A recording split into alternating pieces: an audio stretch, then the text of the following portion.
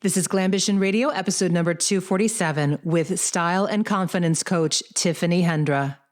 Ladies and gentlemen. Glambition Radio. Glambition Radio. Glambition Radio. Glambition Radio. Glambition Radio. Glambition Radio. Welcome to Glambition Radio. I am your host, Allie Brown. I'm an entrepreneur, mentor, investor, and founder of The Trust, the modern premier network for 7- and 8-figure women leaders. I love thinking big, doing different, and exploring ideas that disrupt the status quo, especially when it comes to women, because we are creating the new models for leadership, business success, making money, and changing the world. And hey, we're doing it with style. So let's go. Today's show is going to be a little different because the conversation you are about to hear is as if Tiffany Hendra and I were sitting in a bar having a glass of wine and you walked in and we said, hey, we're about to have this amazing conversation. Do you want to pull up a chair?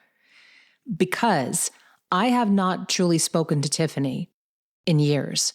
What happened is we got to know each other pretty well back in LA, and just really, it was like the year before I met Brett and then had the twins. And then, as you can imagine, my life just totally snowballed in this totally different direction. I wasn't trotting around Hollywood.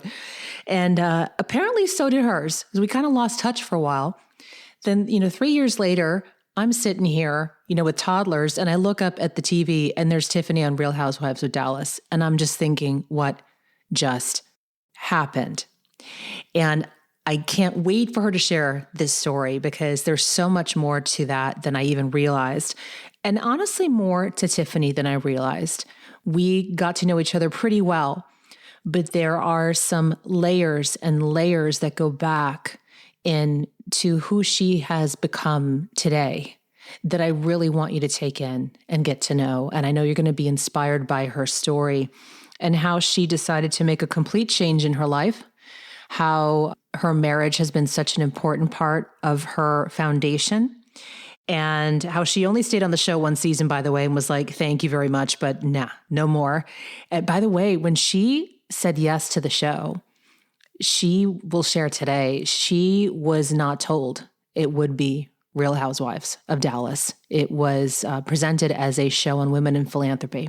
And then, as you can imagine, they edit it whatever way they want. And just so much to the show I want you to take in. We're going to have a lot of fun today, too. You may learn some things about me you didn't know before. But really, she is a woman to watch, and one of the few women, I would say, in that kind of style influencer category who has so much authenticity and so much substance and so much purpose behind her work. And man, she's a good-looking woman. And I love watching her style, and I get great ideas from that. And it's about feeling confident in your skin and looking how you want to when you go out in the world. And we all know that's true, right? We all know that's true. When you look great, it helps you feel great and it helps you do great. It's all a congruency in your energy that when you align that stuff. And I know, just a quick example, sometimes for the show or for an interview, even if no one's going to see me, even if I'm not on video, I will make sure I'm dressed, that I have on pants, that I kind of feel pulled together, because it does come across, it just comes across in your energy. So really, she and I could have talked for 3 days. You're going to love this. I'll tell you a bit about her business. She has been a television host, empowerment and media coach. She's creator of the blog and web series Sanctuary of Style. That's been her mainstay. And she's CEO of the Coaching Sanctuary, and so much more to what she's doing. And Tiffany, I can't wait to see you in person again, hon. This was fantastic. Quick shout out to 2 great reviews that came in. My team pulled for me from Apple Podcasts. The first is Danu D. Great content. Love Allie and her wisdom in guiding women toward their gifts in business. I've received so many golden nuggets over the years and always find inspiration in her podcasts. The second one is Enlightening by Mary Katona from the US. Eye-opening and supportive. I love the amazing content. So energetically powerful. Maria Fontana.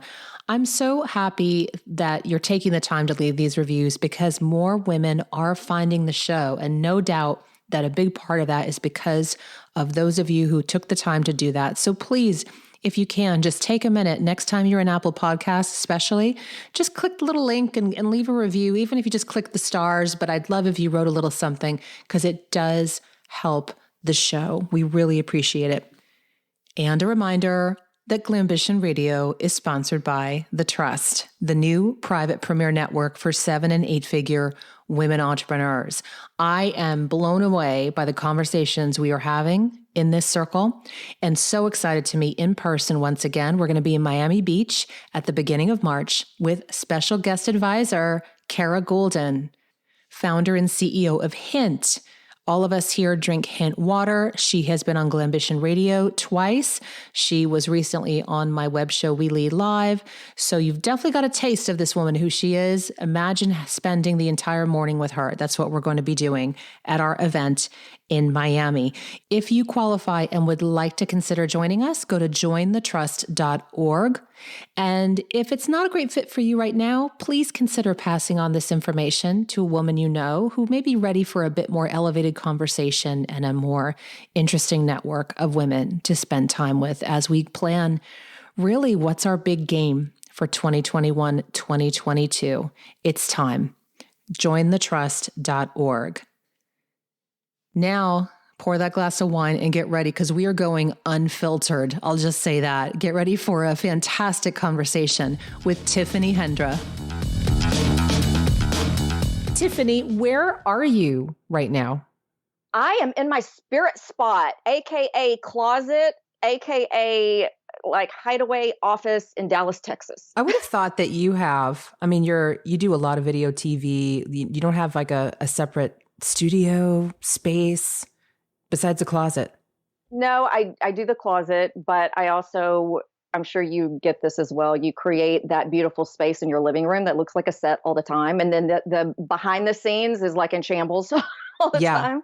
Yeah. Yeah. My audio studio is actually in a different room. So when I do video stuff, it's at my desk in my pretty office, but the sound isn't as great. I'm back in, we have this back office, which the sound is great because it's got carpet and it's kind of quiet back here and I've got the real setup. And so I do this for audio. And I have to say though, of all my guests who we should have on camera, it's you. And I'm sure you're camera ready. Are you camera ready? No. No. I am not having a camera ready day. I did put my lashes on for you just because it makes me feel better. I haven't gotten my extensions, so I did put lashes on you just because. I still curse the friend who got me to try lash extensions because I'm like, yeah, I'll try them once and I'll never get them again. And now it's like 3 years. Oh, it's an addiction. It's a complete addiction. I just feel so pretty. Yeah. I feel so pretty. You wake up and you can look at your husband and you're like, hi. Hi, blink, blink. When I think back to where we met, I actually get quite confused because I remember something to do with Shine, my event, something to do with my 40th birthday. I think you and I kind of connected online. And just to give everyone context, maybe if you've just come into my world the last few years, I have this previous kind of LA single girl life, which was, you know, I'd meet friends in my Gucci pants and we'd go out to lunch in Hollywood. And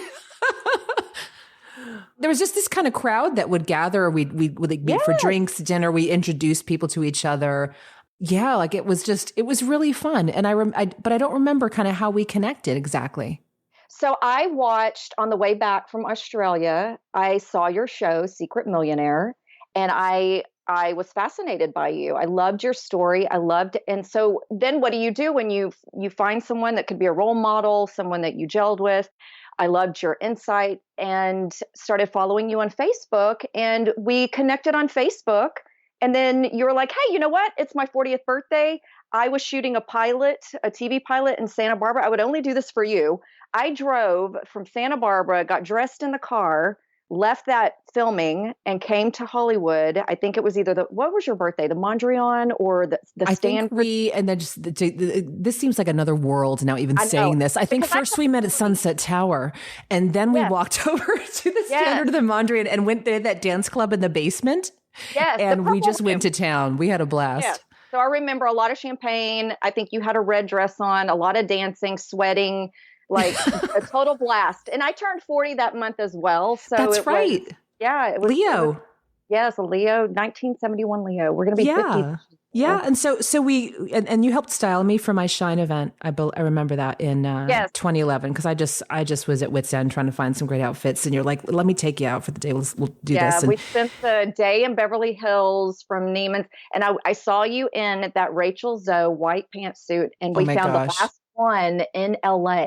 Still one of my favorite outfits of all time. And actually, I don't know if I ever told you this, because this is when I started going off on the, oh my God, I'm having twins trajectory, is Rachel Zoe and I shared the same obstetrician. Stop it. And one day I saw her coming out, and I'm waddling in there. The only thing that's fitting me at that time was old Navy maxi dresses. No. Not even a regular one. XL, baby. So I'm big and I'm waddling in there. And I saw her, she had the big sunglasses on, we know she was doing that thing. And she's like little as a lollipop still, even was pregnant with her second kid. And I'm like, I cannot say hi to this woman wearing an Old Navy maxi dress. You're like, can I just whip out my photo really quick with my hair extensions and my white look like this? Yeah, that's kind of how I felt. So this is a bit of a call. I want you all listening to know that, like, Tiffany and I, we kind of reconnected online. Then a few years later, kind of like, what are you up to? And suddenly I see that Tiffany's doing major TV, all this stuff. And finally, this is kind of our first reconnection. So this is a bit of a catch-up call as well. But Tiffany, I'd love if you could share with everyone listening, and also for me, because, when I see things or read things, I forget there's so many layers to who you've become. So why don't we kind of start back in, the evolution of Tiffany Hendra? Oh, Lord, do we have enough time? We do. It's interesting because we're Leos. So the idea of 9 lives, I feel like I'm going on 12 or 13 lives now. And the evolution, I love just being at this age. I'm sure you do too. It's such a beautiful, who would have thought our 40s would be so fantastic? Mm-hmm. And going back, being a little girl from a trailer park in Houston, Texas, very lower middle class, salt of the earth family, hard workers, not an entrepreneurial spirit around me, but I just always had this bigger vision. And luckily, my grandpa gave me his subscriptions to National Geographic. So I was kind of that nerdy little kid that was also a big dreamer and just saw outside of the parameters of my small town. And, then you land in Europe, you're modeling. However I could get out of that small town, I was like, I've got to do it. How did the modeling thing happen? Like, as you read about, were you plucked out of obscurity, or did you say, you know what, I think that would be a really fun time and great way to see the world? It's interesting because it's the stereotypical. Were you plucked out of a mall? I was. No. Yes, I was at a model call, and I love that we're the same age because I was just jamming out to 80s music in honor of you, getting prepared for this. And, I loved Elle magazine, and I loved the supermodels and, Elle Macpherson and that whole era in the 80s. And I just went from National Geographics to having my nose in magazines, and I loved fashion and I loved the creativity. And I was actually a graphic artist. I went to college on an art scholarship, and I was plucked from the local agency in the mall, and that's all she wrote. And as soon as I could get on the plane, got my passport, I started traveling the world, and it was my education. I left school, didn't finish college, and literally have been around the world 3 or 4 times. Was your family supportive of that? Yes. I think my mom's 5'11". She was an aspiring model, and so I think she lived vicariously through me. Mm-hmm. But I was one of those children. I came out of the womb. My mom says I started walking at 7 months. I was like the boss of me. I didn't want to be held. I was very independent. So it didn't matter what they said. I was going to do whatever. I was going to get on the plane. Mm-hmm. So even if they weren't supportive, I was going to take that opportunity. And they just applauded your decision. They weren't nervous or worried. No. My little sister did mission work in China at 13. And my mom let her do that. My sister got thrown in a Chinese prison for passing out Bibles at 13. So my mom God. Either had a, just blind faith, I don't know, just trust, but that's her children. Oh my God, that's a whole other, that's a whole other show. I know. And my sister's been on Survivor. So, it's interesting. My sister almost won Survivor in 2008. And then I was on Real Housewives, which I say is Survivor, but in Louboutins. So, okay, I can't wait to talk about that because I have a story around that too. All right, okay, and so when we met, remind me what was your jam at that time? What was Tiffany's a working like? TV host. Yes, I was with ICM. I was a working TV host. I went out there for modeling, but I had booked a commercial in Milan, Italy. I lived in Milan, Italy for a while, got the acting bug. So when I came back, I had my sights set on LA and quickly realized that acting and staying in a trailer overnight and sitting around was not my jam, but being self-deprecating and teaching, I'm a natural teacher. So giving information and being a TV host, I just fell into it very easily and was with the best agents. And that's when I met you. I was working a lot and had booked an amazing pilot. Just like I said, I had driven from Santa Barbara to your 40th birthday party. And actually at that time, I was also going through a huge transition because I had hit rock bottom and almost OD'd in 2002. And I don't think I knew that. Yes. Tell me about that. I was sexually assaulted at 16 and kept it a secret until I was 31. And through that period, just like with so many women that happens to, I blamed myself and just went on this path of really living with masks. I could be whatever you needed me to be. And of course, being in the acting and modeling world, it's part of the job. So that was when, almost like Elizabeth Gilbert's bathroom floor moment, not that she OD'd, but she had that moment of clarity and she reached out to God. And I had really turned my back on God spiritually, very disconnected, very unhappy. I had been given painkillers for a minor surgery and was popping them. And I don't know how I got to the sets every day. I was making a ton of money. I, again, had the best agents. And just to get to the Grove to go to the movies with some friends one night, I had to get high. And I popped Vicodin, half a bottle of wine. And it was literally God saying, no more. Wow. And I almost OD'd in a friend's bathroom that night. And I prayed out to God for the first time. I said, please don't let me die. And from that moment, getting up off that bathroom floor, my hero's journey started. And I am so grateful for that moment. I am so grateful for that rebirth and, bringing me here now. And we all have a story. We all have a beautiful journey. And it restarted. My life restarted on that bathroom floor. And what changed past that point? Oh, girl, I had to learn to love myself. I had to get reacquainted. Who the hell are you? Who is Tiffany? And reconnecting to spirit, really relearning life, not just on a spiritual level, but the behaviors, the subconscious programming, abusing myself in every which way. I worked out too much. I shopped too much. I dated bad boys. I abused cocaine, every narcotic on the planet. I was the girl at Barfly every Friday night looking for somebody with blow in their pocket. I keep it very real. And, I just very, very unhappy, living a very shame-based life. And which was interesting because I was brought up in the church. I, at 15, started a band at my church youth group. My mom was the church secretary. So it's interesting, you get off the path because you're living a lie. You're living with that poison of what happened and not sharing it, because I literally told no one. Happened at 16. I did not tell a soul until I was 31 years old. And so that's my messaging with women. I was able to tell that story on Access Hollywood. And I wanted women to know that. Please find someone to talk to. Yeah. Get it out. Get it out. Yeah. So tell me what happened past that point with, who you became in the process and up until the point that we met. Okay. Interesting enough, I was dating the bad boys. I would date the artists. I would go to New Mexico with Native American artists. I mean, the turquoise seller. I'm serious. I am not kidding. And would go on these treks to the reservation, smoke pot, and then I would, hang out with the yogis in West Hollywood. And I dated. I'm sorry, but I wish I met you a little earlier because some of this could have been fun. And I'll leave it at that. Right. To a point.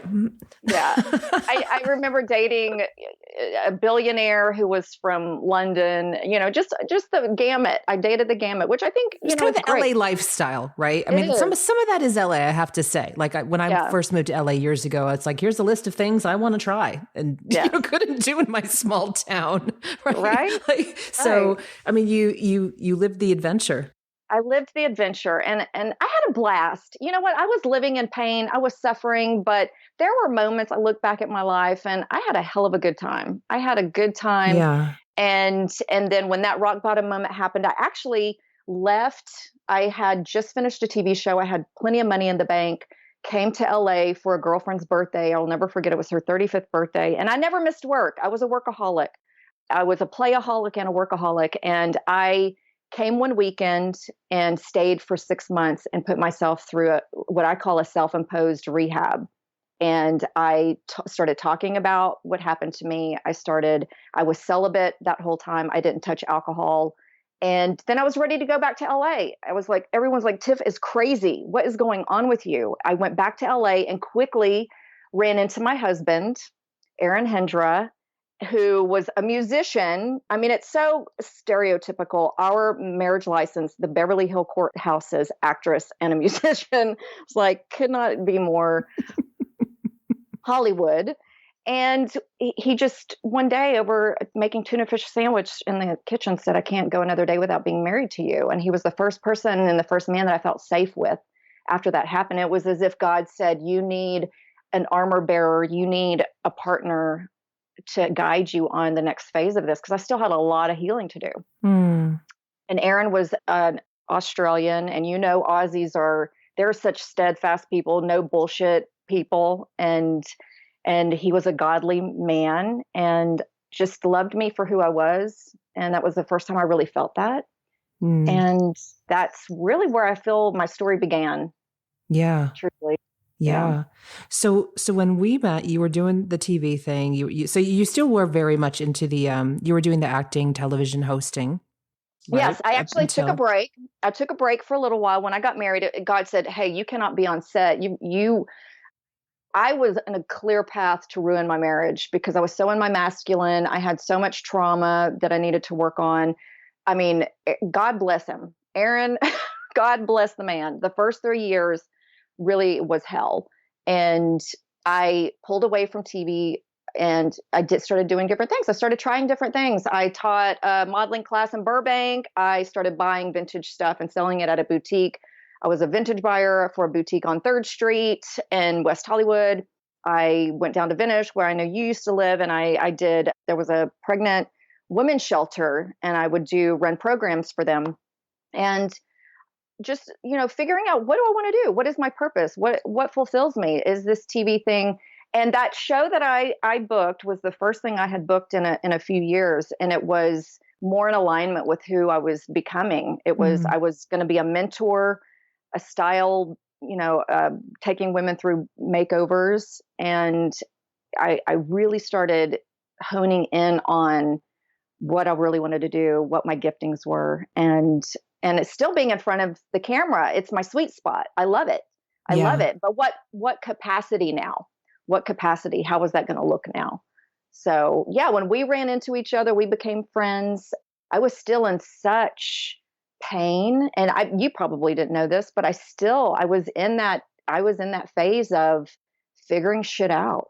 Yeah, I remember you were like kind of thinking about, okay, where do I really want to take this? What's the bigger game for me? I remember some of that. And also Aaron was launching his album then too. I remember that there's a lot of focus on Aaron at that time. And Aaron Hendra, if you want to check out his stuff, he had some great songs. And and then I met the Aussie, and the accent did it apparently, because I had twins within a year. Right? I know. People are always like, did you do IVF? I'm like, nope. No, No, when you told me that, I never forget. I was like, Allie Brown does not do anything small. She does not. She goes big. I mean, that term, go big or go home, I'm like, that is Allie Brown coined that. I mean, can see, because I talked about this in other shows too, in my journey too, and that I wanted to make a change in my life too at that time. I built this company, but was feeling called to something different, and I could see like God and the angels up there going like, well, let's see, we tried a few times, nothing's getting their attention. What if she had twins? What if we gave her twins and a handsome Australian? I'm like, oh yeah, that could do it. That could change everything. So then, I'm off on this baby track. We moved to Scottsdale. I moved my mom here. I'm dealing with diapers and getting to know Brett. Really, like this whole track. It was crazy. Wow. And honestly, I'm not kidding. Suddenly I look up and you are on Real Housewives of Dallas. And I'm like, excuse my French, what the fuck just happened? I'm like, is that Tiffany Hendra? So you have to, I know this isn't who you are now. I know it was a chapter, but you absolutely have to share the story of how that happened.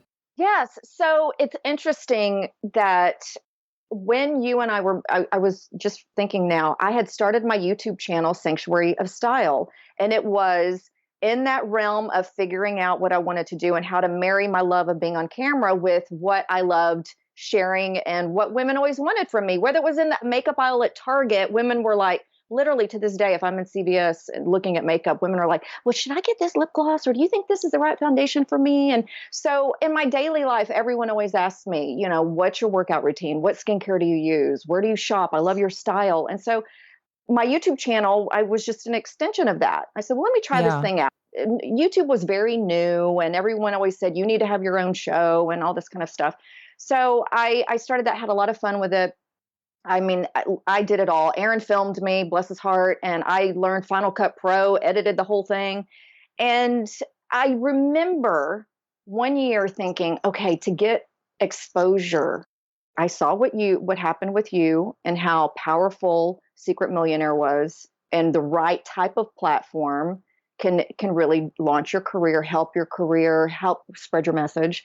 And I had made this, I put it out into the universe and I put it on my goals. I said, Bethany Frankel was getting really popular. Skinny Girl was just getting launched. Yeah. And, I lived around the corner from Lisa Vanderpump's restaurant. I was friends with some of the gals from OC. I had done a pilot with Kelsey and Camille Grammer when they were still married. So it was on my radar. I didn't love it. I mean, Beverly Hills was fun to watch because I lived, it was my home, my spot.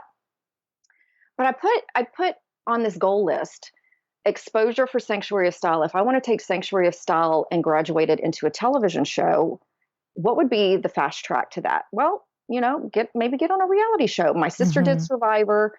I just was watching everything and how media was growing, how the reality world was growing. And I'll be damned. My husband literally was like, you know what? It is time to leave LA. I think we should go to Texas. And I was like, excuse me, come again. And I was shocked because Aaron loves LA. The man loves to go to Sunset Plaza, have his coffee bean. You know how Aussies love to sit and have their coffee for 3 hours. They love to chat. It's very European. He has that European vibe and sit outside at a cafe and a good conversation and a good cup of coffee. And I was like, babe, what are you talking about? He said, I've been thinking about it, praying about it. I just feel really convicted. I think it's time to leave LA. And I was like, okay, I trust you. And I had put this goal down. So we move here, literally flying by the seat of our pants, total leap of faith, didn't know what the hell we were going to do here, completely in our early 40s, going to restart our life. And I was still on this path of how can I keep growing Sanctuary of Style. I love what I'm doing. I was starting to do a little bit of coaching because women would see me on the YouTube channel and say, hey, can I hire you? My first client was out of New York. She was like, you're so positive. You have great style. Can I hire you so that I can be like you? And I was like, well, sure. You want to give me money well, okay. And I just rolled with it. And so we came here, and within 6 months, I'm auditioning for a Bravo show with a working title. We filmed the whole thing and did not know it was Real Housewives. Okay. Really? Yes. Okay. Yes. Yeah, that explains, actually, you know what? That makes a lot of sense to me because I didn't think at the time that you would go line up for a show like that. Right. So I knew there was something else behind that. So it was on, what was it supposed to be about, or what was the guise of it? The working title was How to Make It in Dallas. And then and if you watched season 1, it was very charity driven. So we were going to be the first US iteration of Ladies of London. We were going to be Ladies of Dallas. Ah. But still, when I auditioned leading up, you get this email and a girlfriend said, hey, we should audition together. this is right up our alley. It's about philanthropic women who love girl time, who are fashionable, yada, yada, yada. And I'm like, absolutely, because I think the right reality show could be great for Erin's music and for my career. So yeah, we filmed the whole thing, and it was a working title. And about 2 months after we wrapped, we get the phone call. And I'll never forget, I was at my first Texas Rangers baseball game, and my LA producers call me and they're like, we need to talk to you. You need to get away from your friends, leave the room. I'm sorry. And I'm like, I'm laughing, what? and I'm sure maybe it was funny, maybe it wasn't, but I'm just in your mind. Like, I want to see your face when they told you. No, I tell people that I went, and I was in a box, and I left the box, and I literally was like whisper screaming, like, what are you talking? They're like, Tiff, nobody can know. I'm like, you mean I'm with my friends? I can't tell them. What? This is crazy. Because I said, hey, they're like, where are you? What are you doing? I said, I'm at my first Texas Rangers game. And they said, well, you're about to be part of another first. And they said, you guys are going to be Real Housewives of Dallas. And I was like, what? Excuse me? I literally was like, let me clean the wax out of my ears. I'm not hearing you right. It was not even on my radar, or my best friend that we did the show together. We never talked about it. Hand on the Bible. Not once did we ever think, well, this might be Real Housewives. Now you think that we'll do a Real House? Never. So what went through your mind? Like, what are the good, the bad, the ugly? Like, what were all the thoughts you had when you found out what the show was going to be presented as? To be quite frank, in that moment, and then I had to go in the box, the restroom, and shut the door, and it was the ass pucker. You know those moments when you're like cringe and you're like, your ass puckers, and you're like, you have this bodily reaction, and you're like, what did I get myself into? I knew in that moment that life was about to change, and I just thought, God, I trust you. And then you're thinking, what did I do on the show? What did I say? Oh my gosh. I mean, you just start replaying. Because I remember when I did Secret Millionaire, you signed a 20 plus page contract that basically you're signing away that even with a show like that was so high integrity and so well done that I was on, you get a little nervous signing that document because what it says, and for those of you not familiar, because not everyone has done a major reality show, but like, this is something very important you need to realize. You're signing your life away saying you can edit me any way you want.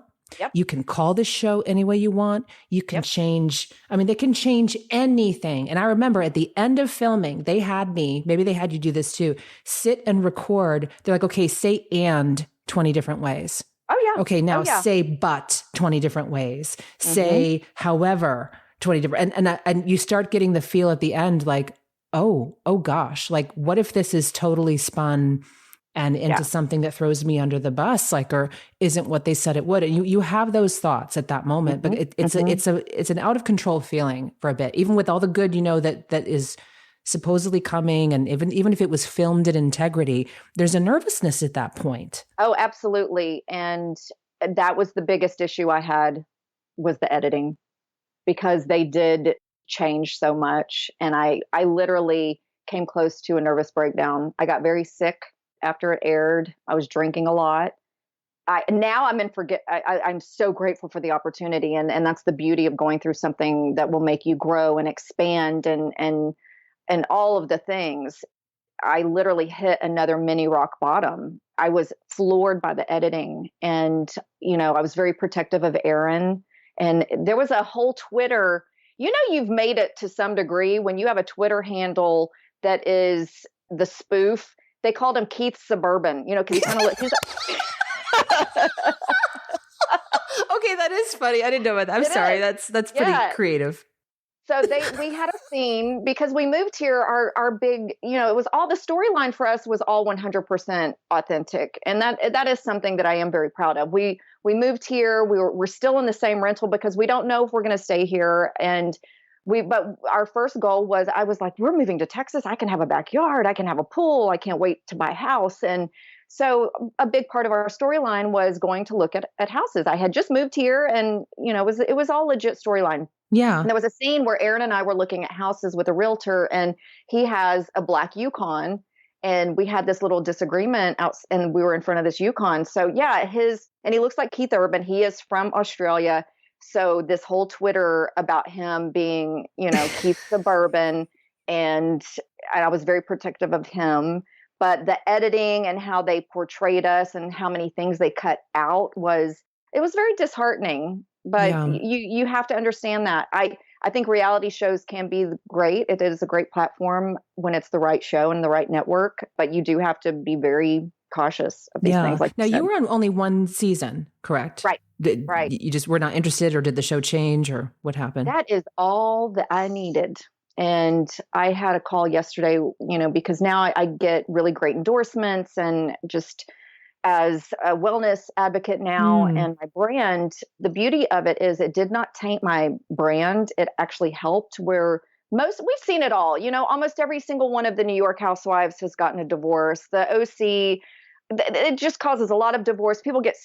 These women turn into egomaniacs. The fame gets a hold of them. And so it was like, God was like, here, I'm going to give you this little platform and get you out just in time. And it was perfect. It is, looking back, it's funny because Secret Millionaire seems so long ago to me, but I still have people say, watching you on that show is when I started to follow you. I started to look at what you were really saying and what you're really about. And that led to me being of influence beyond that, right? Yes. It may not have been, even the show itself was influential.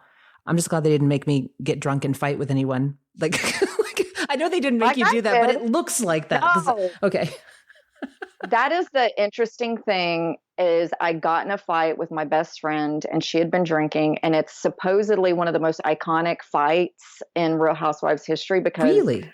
Oh yes. And I can say it, just laughing now because it was so real. And when you are like sisters, we've known each other for 30 years. She flipped me off. She was walking down the street, and all this build up of everything we'd been going through, and I defended her so much. And I pushed her. I said the F-bomb like 5,000 times on national television. I remember getting in the Uber and calling Aaron and saying, "Baby, oh my gosh, I almost kicked Leanne's ass." And I said the F word, like, oh my gosh, my head was spinning. But the great thing about that was with friendship, and we still get this today, our friendship being so real, where a lot of these friendships on these shows are very contrived. They're not authentic. The fighting is someone just trying to vie for more camera time. And, those moments that I had. And then I had a moment where they actually caught me on camera praying with her before we went into confront someone. And we didn't know the cameras were there. Yeah. So there was a lot of good. Like you said, there was a lot of good. And women tell me today, clients, just followers on Instagram, people are like, you know what? I'm so glad that you did that show because I wouldn't have known who you were. And you've added so much to my life, and you've been an inspiration. So I have just one more question about the show, and then I want to move into, everything you're doing now and life beyond ROHOD. However, inquiring minds do want to know, during that time, you must have gotten very, very public. And I know that comes with pressure, often trolls, haters, especially with social media. So I know you've talked about actually, though, how that made you so much stronger for the next chapter of your career. Yes. And I have to give you mad props. Something you said has resonated. I didn't know it at the time. I remember it really planted a seed. And I thought, man, she is such a powerhouse to have that mentality. And then jumping to all those years later, it actually really being helpful advice. You may not even remember saying this all these years ago, but you said once you get to the point where you have haters, you're doing something right because you're taking a stand for something, you're using your voice. So celebrate the haters. Do you remember saying that? In not so many words. I think I still feel the same way. My words change over the years, but absolutely. Yeah. Because it does mean that you're ruffling something. And man, is that relevant today? Absolutely. I mean, absolutely. Wow. So that I carried that with me, and that was a great anchor for me, even though I mean, Twitter almost took me down. Part of Bravo's deal is contractually you have to live tweet while the show is on. All the Bravo fans live on Twitter. And it is brutal. You think the show is brutal? Twitter is a whole nother realm of like haterade that you have you never want to experience. And I'm happily getting off of it now because of everything that's going on. So the online hate was very real. And Aaron, we had a household rule in the beginning, and he was like, "Babe, you can't read the stuff. You do what Bravo needs you to do." We had certain things we had to do with Facebook, and they verified us, and we had to keep up with it. That's where the fans live. Right. And I remember like it was yesterday, and I can laugh now, but I was miserable, and I was drinking, and I had like the same robe on for 2 days, hadn't washed or bathed, and defending Aaron and defending. I'm like, you know what? You can say whatever you want to say about me, but do not go after my husband. He is the most amazing human being. And so, yeah, just remember, get out there, put yourself out there, but put some armor on, have a thick skin, and knowing that those keyboard warriors that are living, those cowards that think they have an opinion and have a voice, they don't. And so if you do read it, it's a whole learning lesson, because I do help women navigate that as they are doing more videos, getting more visible online. And I think that's one of the biggest things that holds women back from building their brand and business and being visible, is they're so afraid of the trolls and pleasing everyone.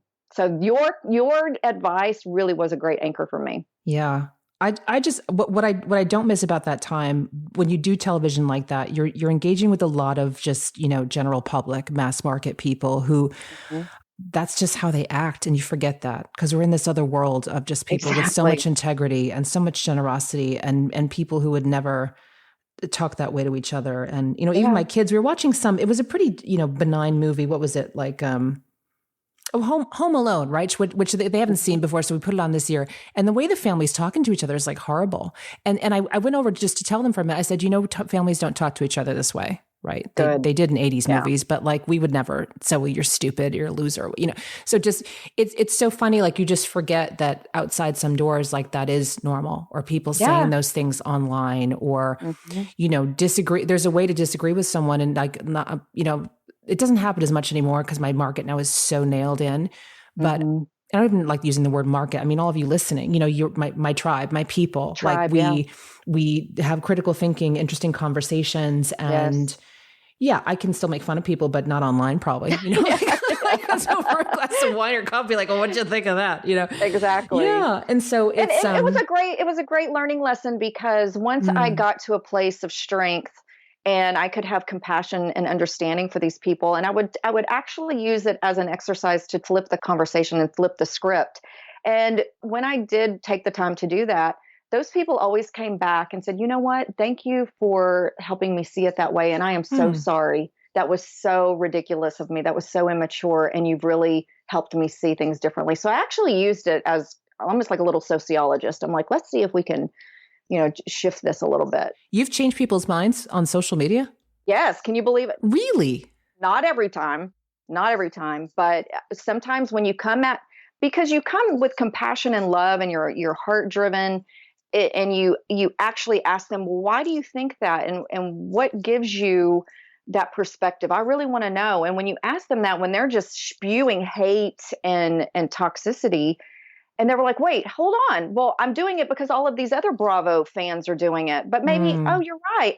Let me think about this differently. Critical thinking is, you kind of diffused it for them. They're expecting a fight, and you just were like, well, that's interesting. Tell me more. And they're like, By the way, if you're ever arguing with me and you hear me do that, it's a total trick. Like if I'm like, that's interesting, tell me more why you feel that way. It's usually just to diffuse. Totally. Sometimes it's authentic. Yeah. But let's get off of social.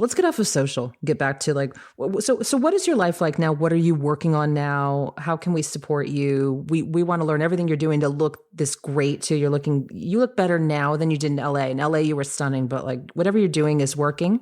Thank you. It's really, I was going to say health and wellness, but that sounds so boring. It really is a self-love journey that I've been on. And I know that that's a meme. That's a hashtag right now. We're seeing it a lot. But I did start coaching a little bit, like I mentioned earlier. And then moving here, everyone was like, how did you start a YouTube channel? How did you get into TV hosting?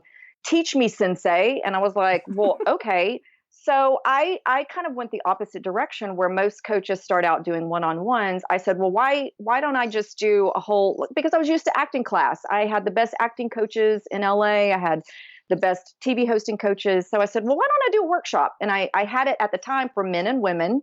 And I would do these 6 to 8 week TV hosting workshops, and I rented out a little studio space. And I am a natural teacher, so I had a blast. I loved it. I loved teaching people, just I'd been in front of the camera since I was 16 years old. So I was just teaching. And then I quickly learned that just like with Sanctuary of Style and having this heart for women and all of the suffering and healing that I had, and still on my hero's journey, is I would realize some of these men would be in the workshops, and these mission-driven women, I would always make them kind of rip off the Band-Aid or pop the cherry. And I said, you've got to come prepared to stand up in front of the class and give us a 2-minute spiel about yourself. And most women their lips are quivering. They start crying. I'm an author and I'm a grief counselor because I lost my son when he was 17 years old. So that's my mission. And then the men are just standing over in the corner like, oh my gosh, this is so uncomfortable. So I quickly realized I need to start holding, these workshops for women only, for mission-driven women who want to be of purpose. They want to use the power of video, the power of social media, be a speaker. And that's how it started. And then it graduated into, of course, the VIP clients wanted to hire me one-on-one. And I really held off because I was like, I'm a TV personality. I've got to turn Sanctuary of Style and graduate that into a TV show. Yeah. And God was over here going, girl, this is not a side hustle. Pivot. Look at what this is the answer. These women need to be served, and with your whole heart, not just half of you. And that was about 2017. And because it was also an ego thing, to be quite honest. I was like, no, I'm a TV host. I'm a TV personality. Those who can't do, they teach, that whole bullshit that I had heard for so long. And I did the pivot. It was the most beautiful thing. And then, of course, I had to go into a year-long coaching process to learn the business of coaching. And, you've been a beautiful role model from such, as a friend, but also just watching how you continue to evolve and grow and to where now I have put all of where I call Rock the Camera, that was my workshops, into a digital course, and people can go do that maybe, they don't have the budget to hire me privately. And I still love being on camera, and I love teaching. So with this health, I know this sounds all over the place, but with this health journey that I've been on from RHOD, I really did suffer. My whole body shut down. I, again, had this little second rock bottom moment and just really started learning about health. And we were 45 at 45. I don't know if you remember this, but everyone was like, oh, your body's going to fall apart. And I was like, I'm not going to subscribe to that.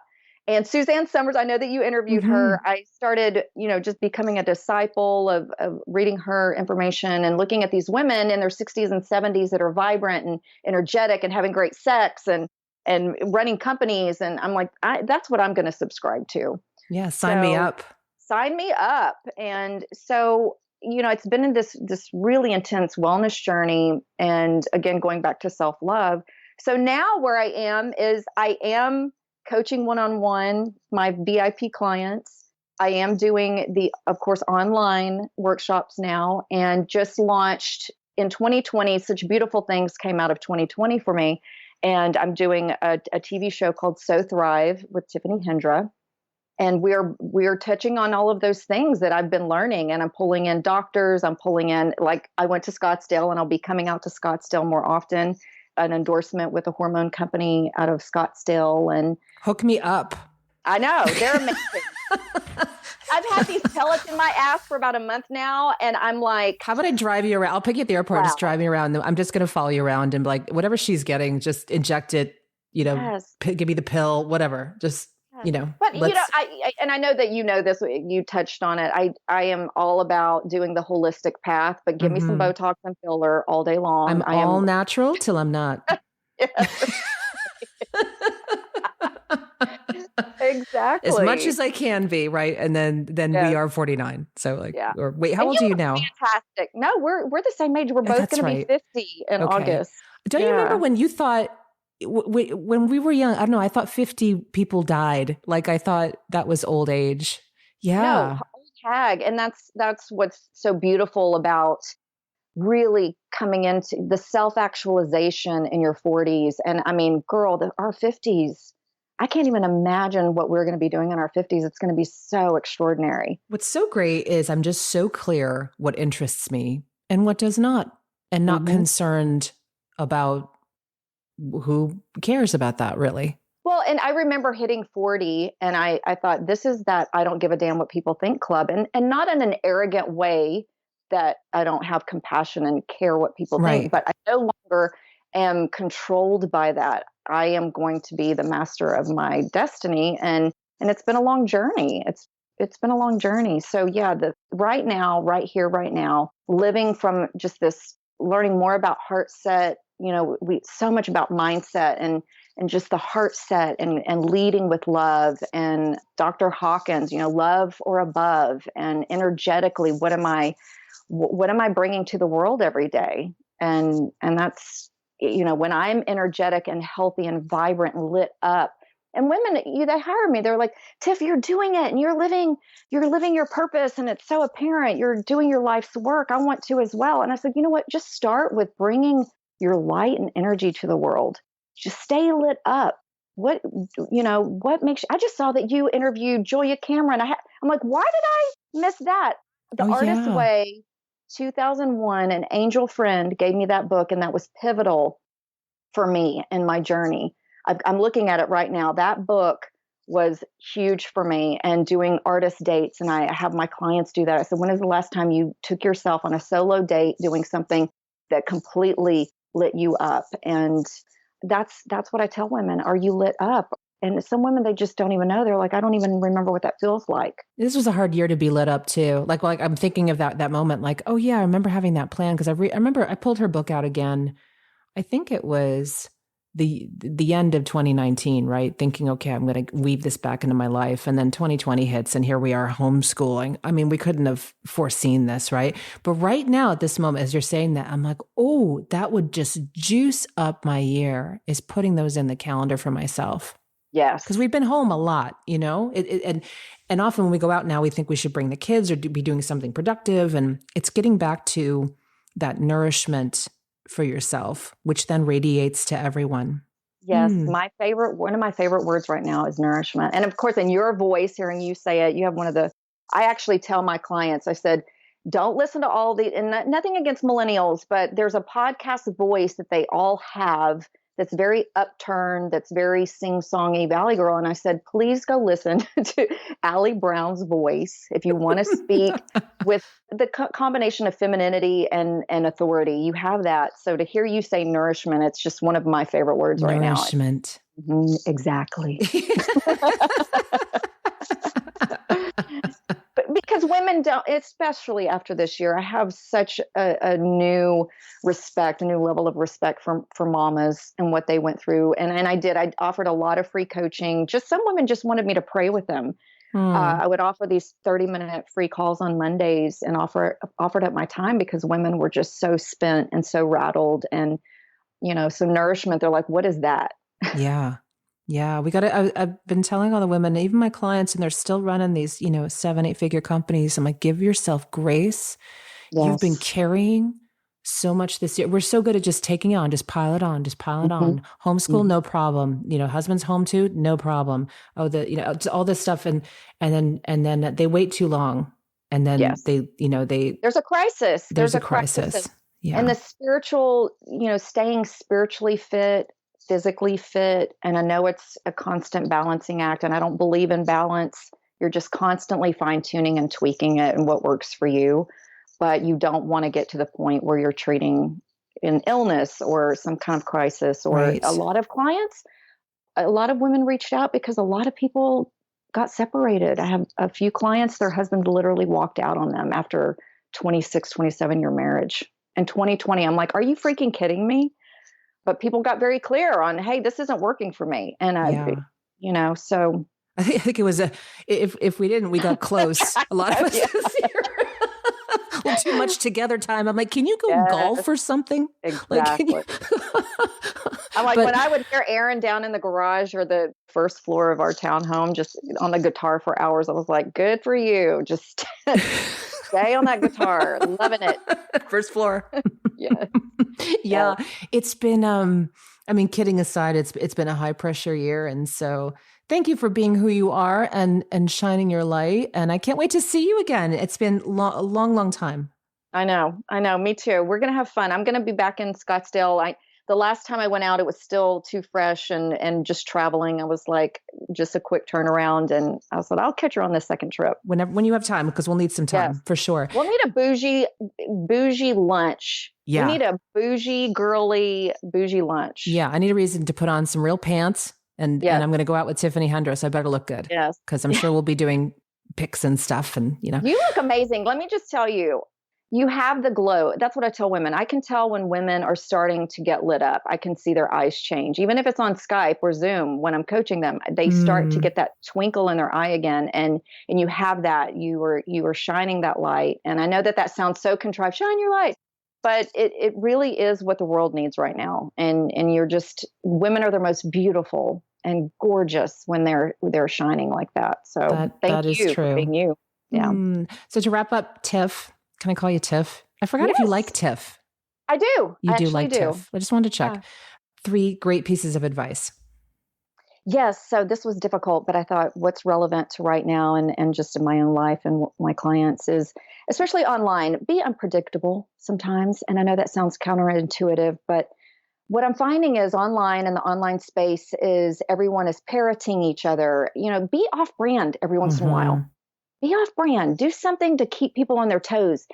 I think people are getting so predictable. And if you have a social media manager handling your account, which busy women do, get in there and do some organic stuff and shift it up, shake it up. I know that you're doing it when you do different things. Even your post yesterday with the kids, I was like, I love that.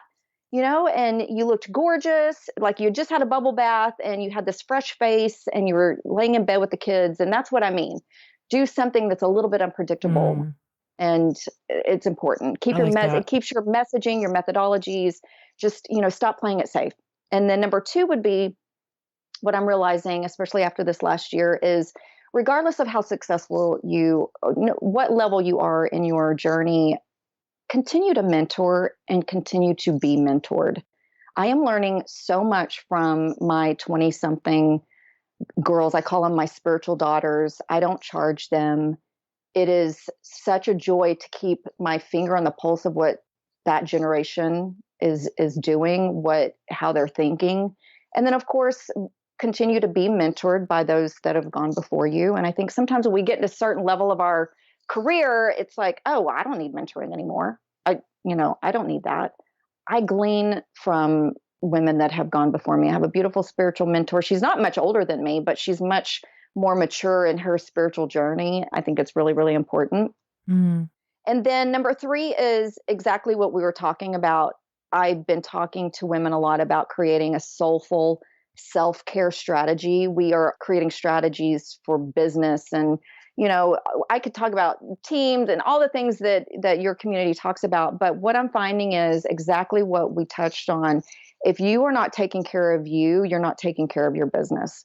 So when you are taking care of yourself, when you are taking those artist dates, when you are taking those moments to yourself and you are nourishing yourself, adrenal burnout, I've gone through it twice. And the level of wealth, if you don't have your health, you really have nothing. And the anxiety and adrenal fatigue are epidemic among women at this point, epidemic levels.